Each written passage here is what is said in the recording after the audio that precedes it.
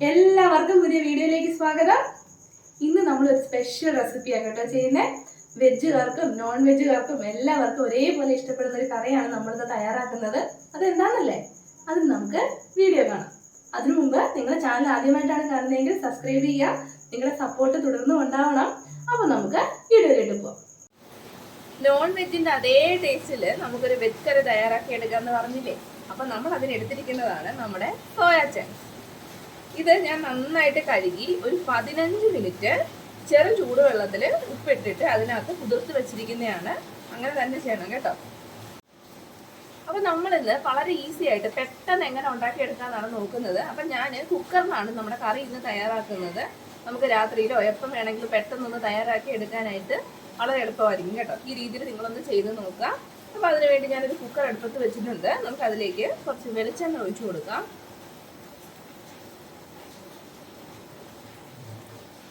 വെളിച്ചെണ്ണ ഒഴിച്ചു കൊടുത്തിട്ടുണ്ട്. ഇനി വെളിച്ചെണ്ണ ഒന്ന് ചൂടാകട്ടെ. അപ്പം നമ്മുടെ എണ്ണ ചൂടാകുമ്പോഴേക്കും നമുക്കതിലേക്ക് ഒരു 1/2 ടീസ്പൂൺ, ഏകദേശം 1/2 സ്പൂണോളം പെരുംജീരകമാണ് അത് ഇതിലേക്ക് ചേർത്ത് കൊടുക്കാം. അതൊന്ന് പൊട്ടി വരുമ്പോഴേക്കും പിന്നെ നമുക്ക് ചേർക്കേണ്ടത് ഒരു 4 പച്ചമുളക്, ഒരു ചെറിയ കഷ്ണം ഇഞ്ചി, പിന്നെ ഒരു 5 അല്ലി വെളുത്തുള്ളി. ഇത് തൊലി കളഞ്ഞെടുത്ത വെളുത്തുള്ളിയാണ്. ഇതും കൂടി നമുക്ക് ഇതിലേക്ക് ചേർത്ത് കൊടുക്കാം.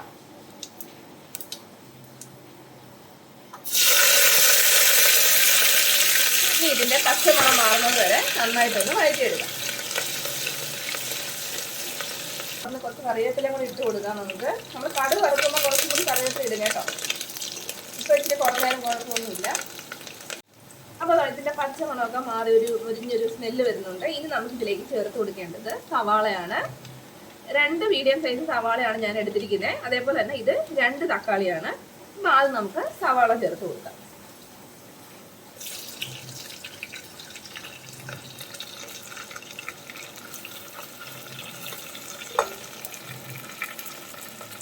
നന്നായിട്ടൊന്ന് വഴറ്റി കൊടുക്കുക. കുറച്ച് ഉപ്പും കൂടി ചേർത്ത് കൊടുക്കാം കേട്ടോ. നമുക്ക് പെട്ടെന്ന് വഴന്ന് കിട്ടുമല്ലോ. അപ്പോൾ ഇതൊന്ന് പെട്ടെന്ന് വഴലാനുള്ള കുറച്ച് ഉപ്പ് കൂടി നമുക്ക് ചേർത്ത് കൊടുക്കാം. കുറച്ച് മതി കേട്ടോ, സവാള ഒന്ന് വാടി കിട്ടാൻ വേണ്ടി മാത്രം. പിന്നെ ഈ സവാള അധികം കനം കുറച്ച് അരിയൊന്നും വേണ്ട കേട്ടോ. ഈ കട്ടി കൂടിയാലും കുഴപ്പമൊന്നുമില്ല. നമ്മൾ കുക്കറിലല്ലേ വെക്കുന്നത്. അത് ഒരു 2-3 വിസിൽ വരുമ്പോൾ തന്നെ നന്നായിട്ട് വെന്ത് കിട്ടും. അതുകൊണ്ട് നമുക്ക് എങ്ങനെ വേണമെങ്കിലും അരിഞ്ഞെടുക്കാം. അപ്പം നമ്മുടെ സവാള ചെറുതായിട്ടൊന്ന് വാടി വന്നിട്ടുണ്ട്. ഒരുപാടങ്ങ് വഴലുണ്ട്, നമുക്ക് കുക്കറിയിട്ട് വേവിക്കാനുള്ളതാണല്ലോ. ഈ സമയത്ത് നമുക്കിത് തക്കാളി കൂടി ചേർത്ത് കൊടുക്കാം. 2 തക്കാളിയാണ്, അതും കൂടി ചേർത്ത് കൊടുക്കാം. ഇതും അധികം നമുക്ക് വഴലാനൊന്നും നിൽക്കണ്ട, ജസ്റ്റ് ഒന്ന് വാടിപ്പിക്കാൻ മതി നമുക്ക്. അപ്പം നമ്മുടെ തക്കാളിയൊക്കെ ചെറുതായിട്ടൊന്ന് വഴഞ്ഞിട്ടുണ്ട്. ഇത്രയും മതി കേട്ടോ. ഇനി നമുക്ക് നമ്മുടെ സോയാ ചങ്ക്സ് ഇല്ലേ, നമ്മൾ ചൂടുവെള്ളത്തിലിട്ട് വെച്ചെന്ന് പറഞ്ഞാൽ അത് ആ വെള്ളത്തോടു കൂടി തന്നെ ചേർത്ത് കൊടുക്കണം. പിന്നെ ഓർത്തോളം നമ്മൾ ഉപ്പിട്ടിട്ടാണ് ഈ വെള്ളത്തിലിട്ട് വെച്ചിരിക്കുന്നത്. അപ്പോൾ ആദ്യമൊക്കെ കുറച്ച് ഉപ്പ് ചേർത്ത് കൊടുത്താൽ മതി. അതിനുശേഷം പിന്നെ നമുക്ക് അഡ്ജസ്റ്റ് ചെയ്യാം. അപ്പോൾ ആ വെള്ളത്തോടു കൂടി തന്നെ സോയാ ചങ്ക്സ് ഇതിലേക്ക് നമുക്ക് ചേർത്ത് കൊടുക്കാം.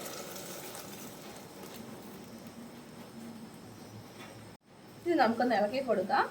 സോയാ ചങ്ക്സ് ഈ ഒരു സൈസിലും കിട്ടും, പിന്നെ കുറച്ചുകൂടി ചെറിയ സൈസിലും നമുക്ക് കിട്ടും കേട്ടോ. ഞാനിന്ന് ഇച്ചിരി വലിയ സൈസിലുള്ള ചങ്ക്സ് ആണ് എടുത്തിരിക്കുന്നത്. അപ്പം അതേ നമ്മുടെ ഈ കറി ജസ്റ്റ് ഒന്ന് തിളയ്ക്കാൻ തുടങ്ങിയില്ലേ, ആ തിള വരുന്ന സമയത്ത് നമുക്കിതിലേക്ക് പൊടികൾ ചേർത്ത് കൊടുക്കാം. നമുക്ക് ആദ്യം ചേർത്ത് കൊടുക്കേണ്ടത് മല്ലിപ്പൊടിയാണ്. ഈ കറിക്ക് മല്ലിപ്പൊടി കുറച്ച് കൂടുതൽ വേണം കേട്ടോ. ഞാനൊരു 2 സ്പൂൺ ചേർക്കുന്നുണ്ട്. 2 സ്പൂൺ മല്ലിപ്പൊടി, ഒരു അര തികച്ചില്ല എന്നാലും ഒരു 1/4 ടീസ്പൂണും കുറച്ചും കൂടി മഞ്ഞൾപ്പൊടി, ഒരു 2 സ്പൂൺ മുളക് പൊടി. ഈ സ്പൂണിലായിട്ടോ ഞാൻ എല്ലാ അളവും എടുത്തിട്ടുള്ളത്. ഇനി നമുക്കിതൊന്ന് മിക്സ് ചെയ്ത് കൊടുക്കാം.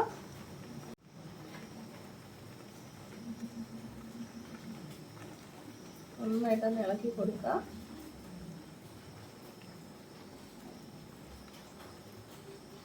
ഇത് നന്നായിട്ട് തിളച്ചിട്ടുണ്ട്. നമുക്കിനി കുക്കറൊന്ന് അടച്ചു വെക്കാം. ഞാൻ വിസിലിട്ടിട്ടില്ല. ഇത് നന്നായിട്ട് തിളച്ചുകൊണ്ടിരിക്കുമല്ലേ, അപ്പോൾ വിസിലിട്ടാൽ അത് അടയത്തില്ല. ഇനി നമുക്കിതിലേക്ക് വിസിലിട്ട് കൊടുക്കാം. നമുക്ക് വിസിലിട്ട് കൊടുക്കാം. ഒരു 5 വിസിൽ കേട്ടോ. 5 വിസിൽ നന്നായിട്ട് വെന്ത് കിട്ടും. അപ്പോൾ അത് 5 വിസിൽ വന്നിട്ടുണ്ട്. ഫ്ലെയിം ഓഫ് ചെയ്യുവാണ്. നമുക്കിനി ഒന്ന് തണുക്കാനായിട്ട് മാറ്റി വെക്കാം. അപ്പോൾ ആ കുക്കറിൻ്റെ പ്രഷർ മൊത്തം പോയിട്ട് മാത്രം നമ്മൾ തുറന്നാൽ മതി കേട്ടോ.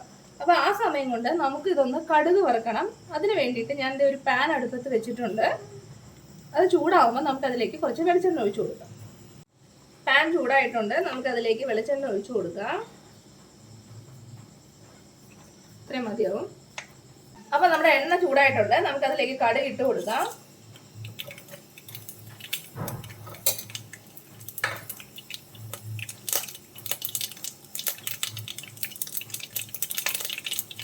കടുക് പൊട്ടിക്കഴിഞ്ഞതിന് ശേഷം നമുക്കതിലേക്ക് വറ്റൽമുളക് ചേർത്ത് കൊടുക്കാം. കുറച്ച് കറിവേപ്പില,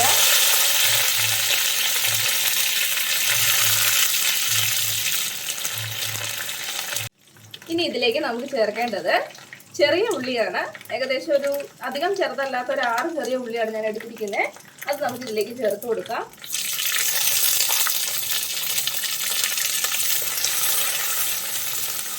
അത് നന്നായിട്ടൊന്ന് വഴറ്റിയെടുക്കാം. ഇത് നമ്മുടെ കടുക് വറുപ്പല്ലേ, അപ്പം ഇതൊന്ന് നല്ല അത്രയ്ക്ക് വേണ്ടെങ്കിൽ ഒരു ഗോൾഡൻ കളർ ആവുന്ന രീതിയിൽ നമ്മളൊന്ന് വഴറ്റിയെടുക്കാം. അപ്പം നമ്മുടെ ഉള്ളി ഇത് ചെറുതായിട്ടൊന്ന് ഗോൾഡ് ആവാൻ തുടങ്ങിയിട്ടുണ്ട്. ഈ ഒരു പരുവം നമുക്ക് മതിയാവും. ഇനി നമ്മൾ നമ്മുടെ കുക്കറിൽ വേവിച്ച് വെച്ചിരിക്കുന്ന സോയാ ചങ്ക്സ് നമുക്കിതിലേക്ക് ചേർത്ത് കൊടുക്കാം. പ്രഷറൊക്കെ പോയിട്ടുണ്ട്, നമുക്ക് ചേർത്ത് കൊടുക്കാം.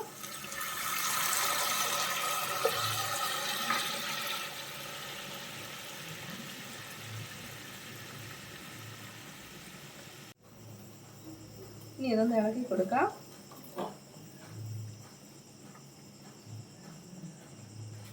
ഉപ്പൊന്ന് ചെക്ക് ചെയ്ത് നോക്കുക കേട്ടോ. നമ്മൾ ഓൾറെഡി അതിനകത്ത് ഉപ്പ് ഇട്ടിട്ടുണ്ട്, എന്നാലും കുറവുണ്ടെങ്കിൽ നമുക്ക് കുറച്ചുകൂടി ചേർത്ത് കൊടുക്കാം. ഇനി ഇതിലേക്ക് ഒരു 2 സ്പൂൺ മീറ്റ് മസാല കൂടി നമുക്ക് ചേർത്ത് കൊടുക്കാം. ഏകദേശം ഒരു 2 സ്പൂൺ മീറ്റ് മസാല ചേർത്ത് കൊടുത്തിട്ടുണ്ട്. ഇത്രയേ ഉള്ളൂ, നമ്മുടെ പ്രോസസ്സൊക്കെ കഴിഞ്ഞു. പിന്നെ നമ്മുടെ ഗ്രേവി, നമുക്ക് എത്രത്തോളം ഗ്രേവി വേണോ അതിനനുസരിച്ച് നമുക്ക് എടുക്കാം. ഒരുപാട് ഗ്രേവി വേണമെങ്കിൽ നമുക്ക് ഈ സമയത്ത് തന്നെ എടുക്കാം. പിന്നെ കുറച്ച് തിക്ക് പരുവം വേണമെങ്കിൽ നമുക്ക് കുറച്ചും കൂടി ഒന്ന് തിളപ്പിച്ചെടുത്താൽ മതി. അപ്പം നമ്മുടെ കറിയൊക്കെ ഏകദേശം റെഡി ആയിട്ടുണ്ട്.